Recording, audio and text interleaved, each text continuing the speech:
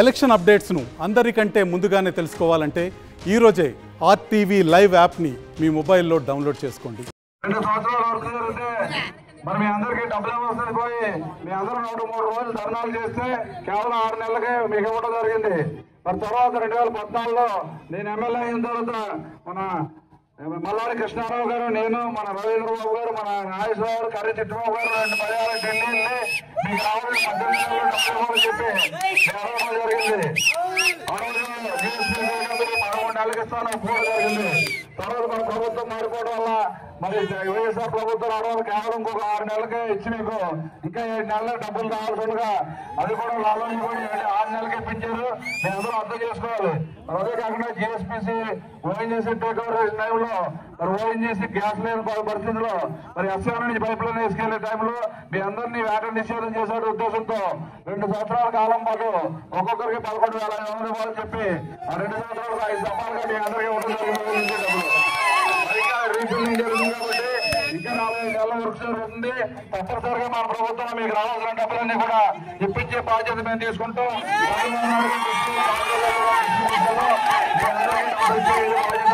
10 రూపాయలు ఎక్కువ వచ్చే బాధ్యత మేము తీసుకుంటాం. అదే కాకుండా ఈరోజు మళ్ళీ మనకి ఓఎన్జీసీ నుంచి కానీ రిలయన్స్ నుంచి కానీ మరొక మెగా పైప్ లైన్ సెలెక్షన్ అయింది. అది కూడా 6-7 నెలల వర్క్ స్టార్ట్ అవుతుంది కాబట్టి మళ్ళీ 2-3 సంవత్సరాలు మీ అందరికీ కూడా కాంపన్సేషన్ వచ్చే ఏర్పాటు కూడా మీ అందరూ కూడా చేస్తాం. 2014 నుంచి 19 వరకు కూడా ఈ పల్లం గ్రామంలో ఒకే సామాజిక వర్గం ఉన్నారు. ఎక్కడ గొడవలు అవ్వకూడదనే ఉద్దేశంతో ఎక్కడ ఎటువంటి గొడవలు లేకుండా సామరస్యంగా నడిపిన ఆ రోజు మనం ఈ గ్రామాన్ని మన సత్యం గారు, లింగేశ్వరరావు, మన బాలయ్య గారు ఆధ్వర్యంలో అటువంటి సతీష్ కుమార్ ప్రభుత్వం కేవలం అదే సామాజిక వర్గం గ్రూపులు కట్టి లేనిపోని కేసులు పెట్టి 100 కేసులు పాలన నుంచి పెట్టి ప్రజలందరినీ కూడా ఇబ్బంది పెట్టి ఒక తప్పుడు పరిపాలన చేస్తున్నారు. కాబట్టి మీరు అందరూ కూడా అర్థం చేసుకోవాలి. మన తెలుగుదేశం ప్రభుత్వం ఒక నీతి నిజాయితీ ప్రభుత్వం, ఎప్పుడు కూడా గొడవలు సృష్టించే ప్రభుత్వం కాదు. ఈ జగన్మోహన్ రెడ్డి విరోధ రాష్ట్రంలో మరి బీసీ సోదరులు బీసీ నాయకులు 73 మందిని పట్టు పెట్టుకున్నారు. వేలాది మంది మీద కేసులు పెట్టారు. ఎంతో ఇబ్బంది పడతారు బీసీ సోదరులు కూడా అర్థం చేసుకోవాలి. మరి ఇటువంటి ప్రభుత్వాన్ని తరుముకుంటే మన భావితరాలు భవిష్యత్తుగా ఉండాలంటే మీరు అందరూ కూడా మంచిగా ఆలోచించాలి. అక్కడ రాజధాని నిర్మాణం చేపట్టాలి, పోలవరం ప్రాజెక్ట్ పూర్తి చేయాలి, పెద్ద ఎత్తున ఇండస్ట్రీస్ తీసుకురావాలి, మన అందరికీ సంపదను సృష్టించి మరి సంక్షేమ అభివృద్ధి చేయాలి. అదే ఉద్దేశంతో మన బీజేపీతో కూడా పొత్తు పెట్టుకుని ఈ రోజు వెళ్తాం. మరి మీ అందరూ చాలా సంతోషం. పాలనలో ఒక అఖండ స్వాగతం పలికి ఇలా మన ప్రధాన కార్యక్రమం కానీ ఒక విజయోత్సవ ర్యాలీలో మరి ఉన్న బాణసంచ కానీ పువ్వులతో కానీ మంచి నన్ను ముందు నడిపిస్తున్నందుకు మీ అందరికీ పేరు పేరు నమస్కారాలు. మరి ఏదైనా సరే మీ అందరూ కూడా ఒకటి అర్థం చేసుకోవాలి. మరి మొన్న స్థానికంగా ఇక్కడ వచ్చిన శాసనసభ్యుడు ఏ విధంగా మాట్లాడారో మీ అందరూ కూడా చూశారు. ఒక పద్ధతి లేని మాటలు మాట్లాడతారు, వాటిని భయంతో మధ్య ప్రవేశించినట్టు మాట్లాడతారు. మీ అందరూ కూడా అర్థం చేసుకోవాలి. వచ్చేది తెలుగుదేశం జనసేన బీజేపీ ప్రభుత్వం. ఇక్కడ బాలయ్య గారు మీరు అందరూ అర్థం చేసుకోవాలి. క్రమశిక్షణగా ఉంటే క్రమశిక్షణగా ఉంటాం, తప్పుడుగా ఎవరైతే తప్పుడుగా వ్యవహరిస్తాం. 2014 నుంచి 19 వరకు కూడా ఎక్కడ గొడవలు అవ్వకుండా ఒక సామరస్యంగా నీతి నిజాయితీగా చేస్తాం. మరి 19 నుంచి 24 దాకా లేనిపోని కేసులు పెట్టి మీరు అందరూ ఇబ్బంది పెడతారు. కేసులు పెట్టినాడు అవన్నీ కూడా వదలం. సామరస్యంగా జరిగినట్టు ఎక్కడైనా అవాంఛనీయ సంఘటనలు జరిగితే తగిన మూల్యం చెల్లించుకోవాల్సి వస్తుంది. మరి ఎట్టి పరిస్థితుల్లో మోడీ గారు ప్రైమ్ మినిస్టర్, ఇక్కడ చంద్రబాబు నాయుడు గారు, ఇక్కడ మన హరీష్ బాలయ్య గారు మరి పార్లమెంట్ కి వెళ్తారు. కాబట్టి మీ అందరికీ తెలుసు ఆ రోజు బాలయ్య గారు చొరవతో ఈ అగ్రికల్చర్ గ్రామాలన్నీ కూడా అభివృద్ధి అయ్యి మరి అటువంటి వ్యక్తులు కూడా మన పార్లమెంట్ కి పంపించాలి. మీ అందరూ కూడా ఓట్లేసి అదేవిధంగా నన్ను అసెంబ్లీకి పంపుతారు వచ్చారు. కాబట్టి మీరు అందరూ కూడా పెద్ద మనసుతో మరి పల్లం గ్రామం నుంచి అఖండ స్వాగతం పలికి అత్యధికంగా ఓట్లేసి ఆశీర్వదించి పంపుతారని చెప్పి గ్రామం వచ్చాం. కాబట్టి మరి ఇంత పెద్ద ఎత్తున మీరు అందరూ వచ్చారు. నాకు ఈ కార్యక్రమాన్ని విజయవంతం చేసి ముందుకు నడిపినందుకు ప్రతి ఒక్కరికి కూడా పేరు పేరు నమస్కారాలు. ఏదైతే పవన్ కళ్యాణ్ గారు దేశంగా రాష్ట్ర ప్రయోజనాల గురించి, రాష్ట్ర భవిష్యత్తు గురించి మరి ఈరోజు పొద్దు తరంలో మా అందరికీ సహకరిస్తున్నారంటే మీరు అందరూ అర్థం చేసుకోవాలి. ఈ రాష్ట్రంలో మళ్ళీ సైకో పరిపాలన వస్తే మనం అందరూ ఇబ్బంది పడతాం. ల్యాండ్ యాక్ట్ తీసుకొచ్చి ఇవాళ భూస్వాములు అందరూ కూడా గుండెల్లో రైలు పరిగెట్టే పరిస్థితి జగన్మోహన్ రెడ్డి తీసుకొచ్చి రాష్ట్ర వ్యాప్తంగా ఎంతో భయప్రాంతాలకు గురవుతున్నారు.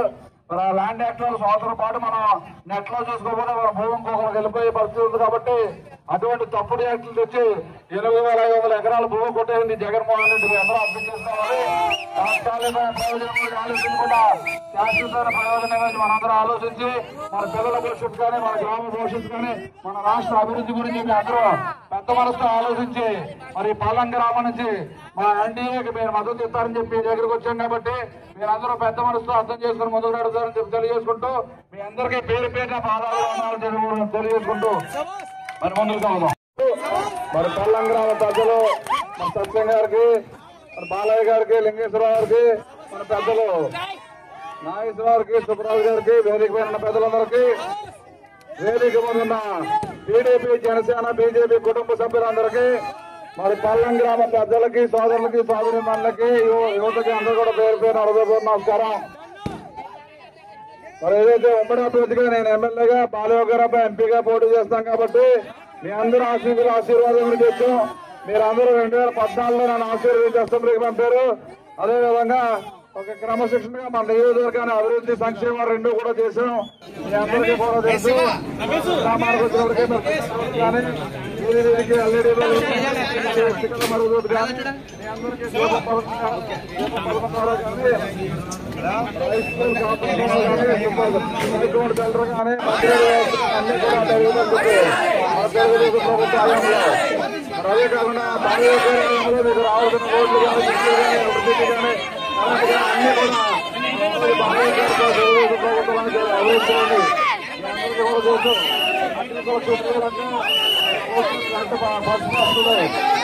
తెలుగుదేశం పార్టీ గ్రామాలు గ్రామాలు మరి గత ఎన్నికల్లో మీ అందరూ కూడా నాకు వచ్చారుగా నాకు నిర్ణయించారు.